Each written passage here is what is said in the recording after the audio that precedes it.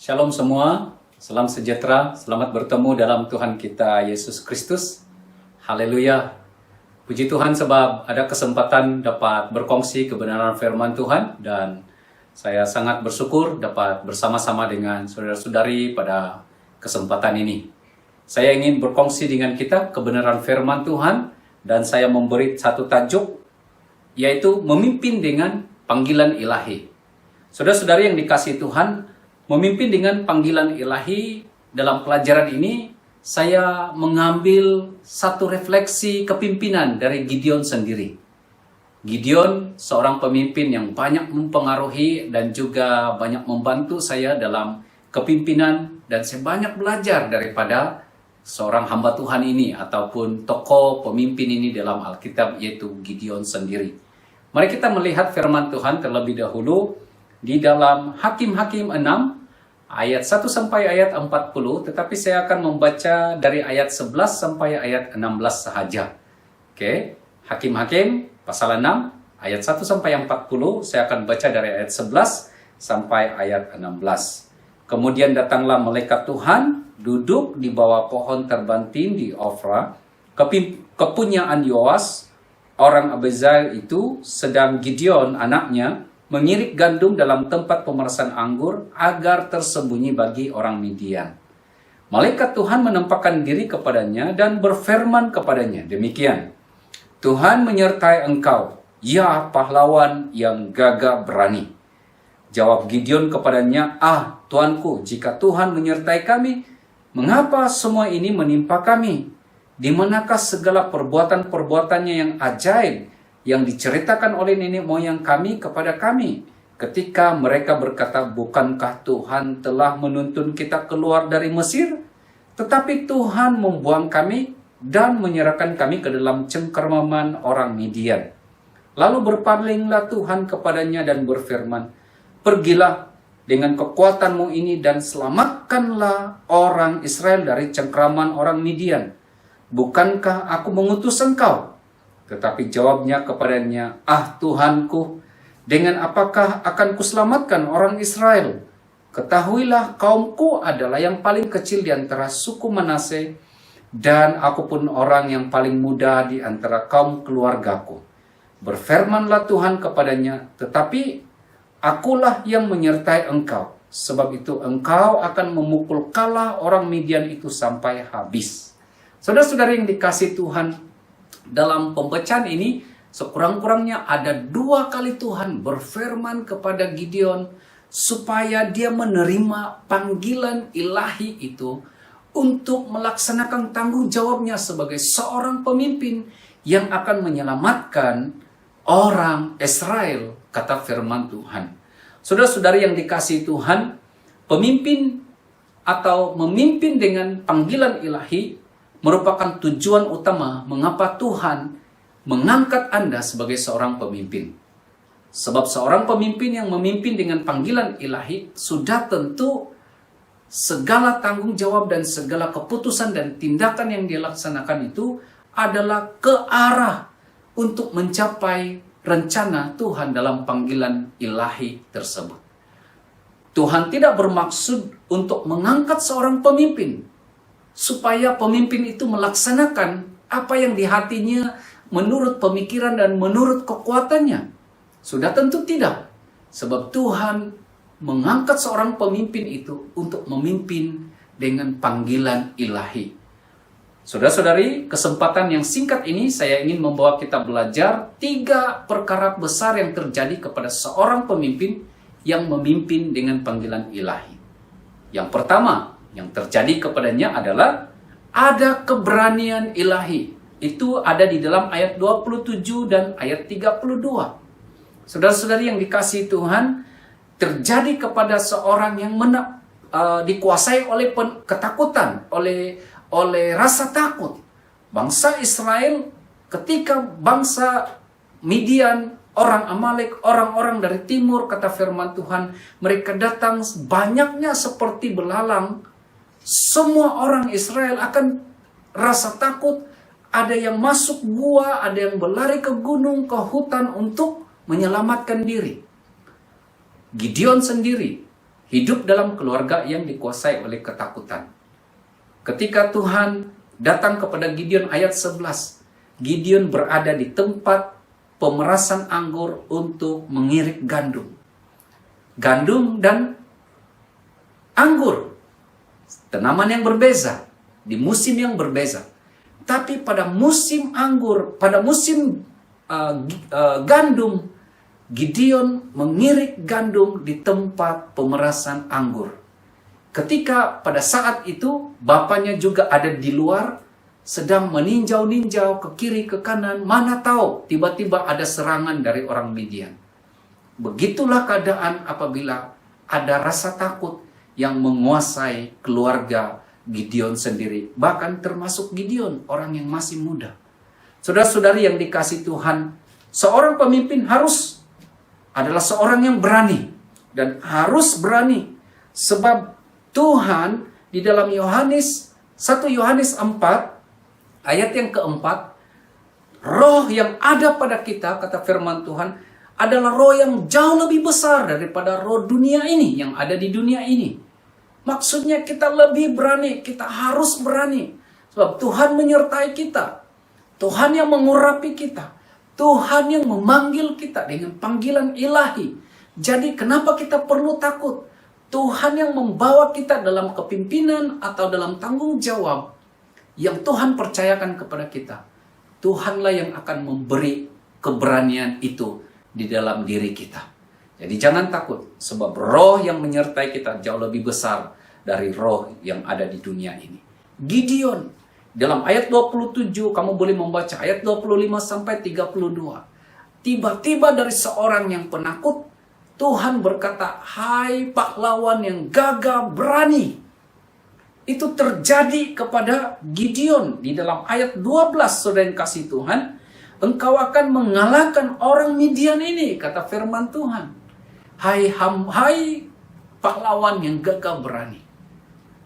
Gideon mulai berani melawan ketidakbenaran. Gideon mulai melawan penyembah-penyembahan berhala. Mulai menghancurkan mezbah-mezbah berhala. Itulah yang dilakukan oleh yang pada mulanya seorang penakut, tetapi semakin berani dan Gideon dipakai Tuhan. Saya percaya saudara yang kasih Tuhan, ketika Anda menerima panggilan ilahi itu, akan terjadi keberanian yang luar biasa di dalam diri kita sebagai pemimpin. Saya berdoa supaya Anda sebagai seorang pemimpin diurapi oleh Tuhan dengan keberanian yang luar biasa, keberanian yang ilahi daripada Tuhan sendiri. Seorang pemimpin atau seorang pelayan Tuhan atau seorang hamba Tuhan, saudara yang kasih Tuhan, harus berani untuk memimpin dengan panggilan, dengan keberanian ilahi. Sebab rasa ketakutan itu akan melumpuhkan kepimpinan Anda. Saudara-saudari, mari kita semakin berani. Jangan takut. Saya tahu ada banyak cabaran, tahu ada banyak tantangan, tetapi Tuhanlah yang akan membekalkan keberanian dalam diri kita. Yang kedua, saudara-saudari yang dikasih Tuhan, yang kita pelajari, ada hikmat ilahi. Yang pertama ada keberanian ilahi. Kemudian yang kedua yang terjadi pada diri kita yang memimpin dengan keberanian ilahi, dengan panggilan ilahi, ada hikmat ilahi. Ayat 27. Dalam ayat 27 ini dikatakan, Gideon dengan rekan-rekannya menerima firman Tuhan, kemudian mereka pergi merobohkan seluruh tempat-tempat penyembahan berhala. Seluruh tiang-tiang penyembahan berhala, mezbah-mezbah penyembahan berhala. Dan yang luar biasa, bukan hanya milik kepunyaan bapaknya sendiri, bahkan dia merobohkan semua penyembahan berhala di kampungnya. Keberanian yang luar biasa terjadi, tetapi yang luar biasa juga hikmatnya adalah mereka melakukannya pada waktu malam. Bukan karena takut, bukan semata-mata takut, tetapi pada waktu malam tidak ada orang datang menyembah berhala ataupun melakukan ritual penyembahan atau ibadah mereka di sana. Pada waktu malam mereka merobohkannya dan seluruhnya dihancurkan, saudara yang kasih Tuhan. Itu hikmat dari Tuhan. Anda bayangkan kalau mereka melakukannya pada waktu siang hari, mereka mungkin boleh merobohkan separuh daripada tiang-tiang penyembahan berhala. Tapi apakah itu sesuai firman Tuhan? Firman Tuhan berkata, robohkan semuanya. Dan pada waktu malam itulah mereka melakukannya. Saudara-saudari, bagi saya itu adalah hikmat ilahi yang menyertai Gideon dan teman-temannya. Seorang yang seorang yang kekurangan hikmat, yang tidak ada hikmat, kata firman Tuhan, hendaklah memintanya kepada Allah. Yakobus 1 ayat 5. Kalau Anda seorang pemimpin, seorang hamba Tuhan, pelayan Tuhan, dan siapapun Anda, kalau Anda merasa kekurangan hikmat, berdoalah, buka hati, mintalah Tuhan memberi hikmat kepada kita. Hikmat ilahi akan membuat Anda untuk melihat atau dapat melihat dengan jelas visi Tuhan di dalam pelayanan Anda. Semakin jelas visi Tuhan itu, semakin luruslah dan semakin tepatlah setiap keputusan dan tindakan serta apapun yang kita laksanakan untuk mencapai visi Tuhan. Kepemimpinan tanpa hikmat ilahi akan menempuh jalan yang sukar dan akan tersesar daripada panggilan ilahi. Jangan tersesar. Sebab orang yang tersesar dari panggilan Tuhan adalah orang yang mengandalkan hikmat manusia dan hikmat dunia. Firman Tuhan berkata, janganlah mengandalkan hikmat manusia. Sebab hikmat dunia adalah kebodohan bagi Tuhan, kata firman Tuhan di dalam 1 Korintus 3 ayat yang ke-11. Saya ingin membawa kita belajar sekurang-kurangnya 2 cara bagaimana kita mendapatkan hikmat ilahi. Pertama, minta dari Tuhan seperti yang saya katakan tadi. Dalam Yakobus, saudara yang kasih Tuhan, yang tidak ada hikmat, berdoa dan minta hikmat dari Tuhan. Jangan sekali-kali andalkan hikmat manusia, andalkan kebijaksanaan sendiri. Lebih-lebih lagi minta nasihat dengan orang yang tidak mengenal Tuhan. Jangan sekali-kali. Tapi mintalah hikmat dari Tuhan. Yang kedua, temukan, cari, dan bentuklah tim sebaya. Rakan sebaya itu sangat penting dalam kepimpinan. Mungkin kita ada mentor pemimpin, kita ada seorang jurulatih, kita ada mentor dalam kepimpinan kita sendiri, kita ada idola sendiri. Tapi jangan lupa, kita perlu rakan sebaya dalam kepimpinan. Ada 2 hal yang boleh terjadi dalam tim rakan sebaya. Mungkin dalam tim ini 3-4 orang atau 5 orang, itu sudah cukup. Dalam tim ini, mereka boleh mendengar semua keluhan dalam diri kita. Oh, ada banyak keluhan, ada banyak hal yang perlu kita luahkan, yang tidak boleh kita luahkan kepada orang lain. Tapi dengan tim ini kita boleh meluahkannya, kita boleh menceritakan dan mereka mendengar. Yang kedua yang terjadi adalah mereka adalah yang menegur kita, yang berani menegur kita tanpa ada maksud untuk secara negatif, tetapi betul-betul dengan positif, dengan maksud yang baik, menegur kita. Kita siap ditegur. Sebab mereka adalah rakan sebaya kita. Mereka adalah sama-sama dengan kita. Kemudian mengingatkan kita, mendorong. Dan yang sangat-sangat penting adalah pendoa. Yang selalu setiap masa berdoa bagi diri kita sebagai seorang pemimpin. Saya ada rekan sebaya, saya ada tim sebaya dalam kepimpinan. Mereka selalu bersama dengan saya. Mendengar, mereka menasihati, mereka menegur. Mereka juga selalu mendorong saya. Ketika rasa down, merasa lemah, mereka ada untuk mendorong saya. Dan yang sangat-sangat penting, yang saya tahu, mereka selalu berdoa dan menyebut nama saya dalam doa mereka. Ini luar biasa. Ini cara bagaimana kita mendapatkan hikmat dari Tuhan sendiri. Dan saya merasa ada hikmat yang luar biasa. Ada hikmat ilahi yang turun dalam kepimpinan, dalam semua tanggung jawab dan pelayanan saya. Hanya karena bersama-sama dengan tim ini selalu menolong dan memberkati. Serta membawa saya dalam doa. Yang ketiga yang kita boleh pelajari saudara-saudara yang dikasihi Tuhan.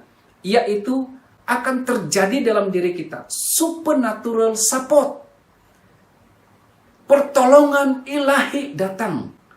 Wow. Anda boleh bayangkan firman Tuhan berkata, saudara yang kasih Tuhan, apa yang kita tidak pernah pikir, apa yang tidak pernah kita timbul dalam hati kita, apa yang tak pernah ada dalam perancangan kita, Tuhan sediakan bagi orang-orang yang mengasihinya. Dan ini terjadi, bagi saya itu adalah supernatural support yang boleh terjadi dalam kepimpinan kita.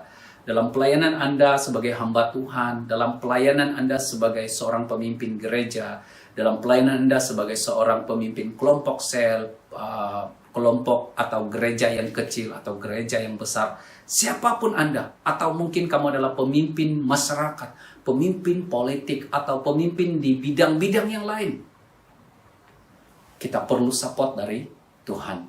Kita perlu ada pertolongan ilahi sepanjang masa. Dan Tuhan mengutus pertolongan-pertolongan ilahi itu. Ayat 27, ayat 31, 34, dan 35. Ada pertolongan kepada Gideon datang daripada rakan-rakannya. 10 orang. Ayat 27.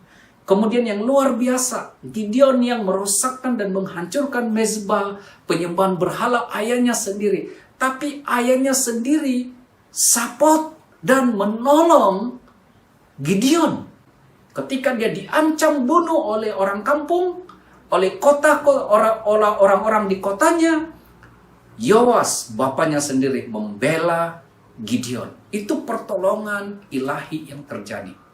Kemudian di dalam ayat 34 dan 35, suku-suku Israel yang lain, ketika Tuhan berfirman kepada Gideon dan Gideon hanya meniup sangkakala, kemudian dia menghantar message, menghantar pesan, supaya suku-suku ini bangkit dan maju bergabung dengan Gideon untuk menghadapi orang Midian, untuk menghadapi orang Amalek, dan untuk menghadapi orang-orang dari timur, kata firman Tuhan, di mana mereka harus bergabung dan maju berperang dan mengalahkan musuh-musuh mereka.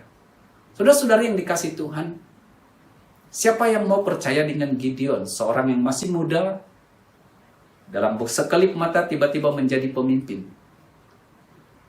Pasti suku yang lain juga akan klaim, oh suku kami jauh lebih besar dari suku Manase.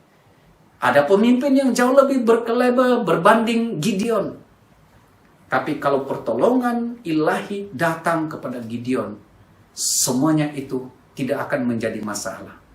Orang-orang datang membantu Gideon. Dalam kepimpinan, dalam pelayananmu, dalam tanggung jawabmu, apapun tanggung jawab yang sedang kamu pikul hari ini, mintalah ada pertolongan ilahi dalam diri Anda. Orang yang tidak engkau kenal datang membantu Anda, bergabung dan melayani bersama. Itu luar biasa. Anda tak boleh memenangi seluruh dunia ini untuk Kristus seorang diri. Kita perlu support dari orang lain. Sebab itu, jika kita memimpin dengan panggilan ilahi, akan ada pertolongan ilahi yang datang kepada kita. Saudara-saudari yang dikasih Tuhan, marilah kita tangkaplah panggilan ilahi yang ada pada kita dan laksanakanlah semua tanggung jawab itu semata-mata untuk menunaikan tanggung jawab dan seluruh tuntutan Tuhan, seluruh rencana Tuhan di dalam panggilan Tuhan yang Tuhan sudah berikan kepada kita. Janganlah rosakkan panggilan ilahi dalam diri kita semata-mata untuk mau memajukan apa yang kita pikirkan, atau mengandalkan kekuatan kita, atau mengandalkan apa yang kita miliki. Apa yang patut kita buat dalam kita menangkap panggilan ilahi itu dan kita memimpin dengan panggilan ilahi ini, kita harus berfokus kepada Kristus. Kemudian kita harus selalu melihat mata kita tertuju kepada Kristus yang memanggil dan yang mengangkat kita menjadi seorang pemimpin. Sebab kita bukan berurusan dengan darah dan daging, tapi kita sedang berdepan dengan seluruh penguasa-penguasa di udara, penghulu-penghulu di udara, kuasa kegelapan yang menguasai dunia ini. Inilah yang sedang kita hadapi. Sebab itu kita perlu fokus kepada Kristus. Mata kita tertuju kepada Tuhan yang mengangkat kita menjadi seorang pemimpin. Semoga diberkati dengan perkongsian firman Tuhan ini, dan saya ingin membawa kita untuk berdoa. Bapa di surga, kami bersyukur Tuhan untuk kebenaran firman-Mu yang kami pelajari malam ini. Tuhan, saya berdoa semua teman-teman dan pelayan Tuhan, hamba Tuhan, pelayan Tuhan dimanapun mereka berada, berkatilah dengan berkat yang daripada Tuhan sendiri. Kami berdoa Tuhan, supaya apapun yang kami laksanakan, apapun yang akan kami perbuat, supaya kami dapat melakukannya sesuai dengan panggilan ilahi, bukan panggilan manusiawi kami, bukan rencana kami, bukan oleh kehendak dunia ini, tetapi oleh panggilan ilahi yang turun di dalam setiap pribadi kami. Terima kasih Tuhan, terpujilah nama-Mu. Hanya dalam nama Yesus kami berdoa. Amin. Terima kasih dan Tuhan memberkati.